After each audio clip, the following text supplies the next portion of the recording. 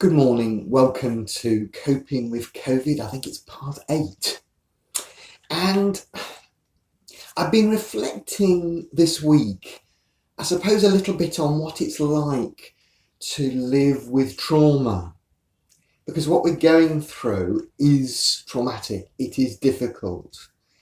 And coping with trauma in however way, it's sort of similar. I suppose the trauma that most of us go through is bereavement, and it feels very similar to that. It feels like I'm behaving in the same sort of way. And what feels really important about that is that we give ourselves permission to be as we are at the time. And I've been aware this week of being not that deeply affected by huge tragedies. And I think, I ought to be feeling this more, but I'm not. And sort of giving myself permission just to go with the flow. Okay, I'm not feeling that at the moment. I may do later, or I may have done in the past, but I'm just going to let myself be who I am. But also getting quite upset by little things. My little thing today is the rise in wearing face masks. And I just saw more people with face masks on yesterday. And it really got to me, stupidly. But I think it was something around, well, at least we can smile at each other at the moment. And now I'm quite aware of that. Now I have this beard. It's not given the go-ahead, well, full go-ahead yet, but it's temporarily here. I have to smile louder with a beard. When I had a beard before, I learned that, so I'm learning that again.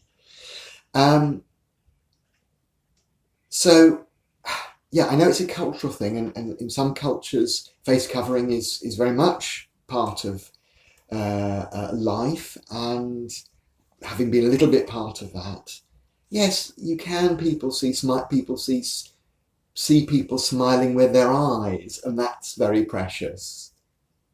But not to be able to smile just felt awful somehow. Anne just says, "Oh, get used to it. That's what it's like now." But it got to me. And yesterday, I mean, I have ME, so I do get suddenly quite exhausted, and I had a bit of exhaustion yesterday towards the end of the day, so not balanced the day properly. And I found myself going into what I often do, which was, I thought of it as perhaps displacement activities, but I think it's disconnection activities. Activities that disconnect me from the distress of exhaustion. I wouldn't say pain, because it isn't pain, but it's uncomfortable. I was uncomfortably exhausted, and so I spent an hour fiddling with my computer, I suppose trying to re-establish some sense of order in an overcrowded hard drive, to free up space, make a bit of sense of the world. I do wonder if we men are making sense by sort of doing projects, which is good, and why not?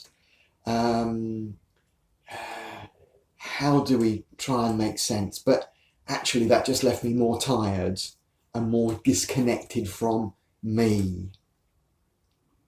And I'm thinking about, how do I cope? How do I cope with it all? And realising how important it is to have time in the chalet each morning. This is my special time, a time of reflection, meditation, prayer, and Bible reading. I'm just going to have to right the camera because it's going very slightly to this. That's it. Sorry.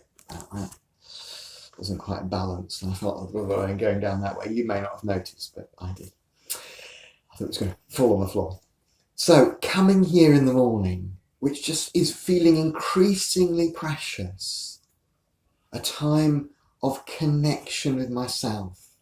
I do have times of connection later on in the day, but I seem so caught up with stuff that I don't connect as well.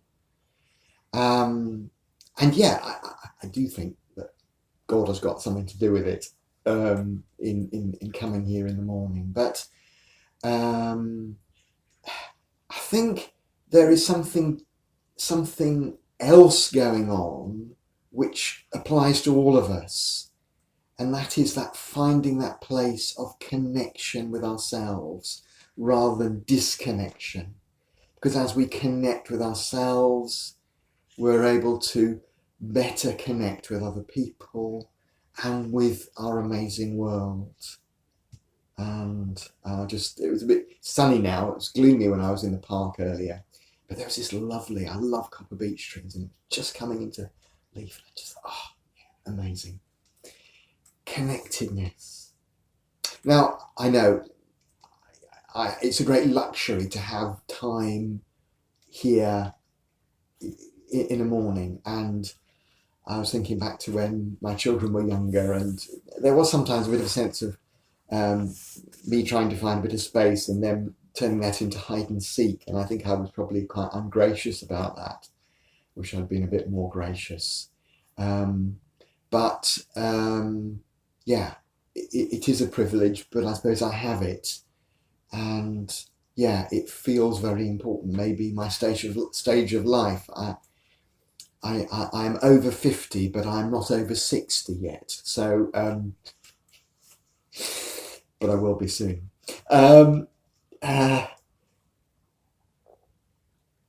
Those places of stillness, those places of connection, connecting with ourselves, because we are going through a traumatic time.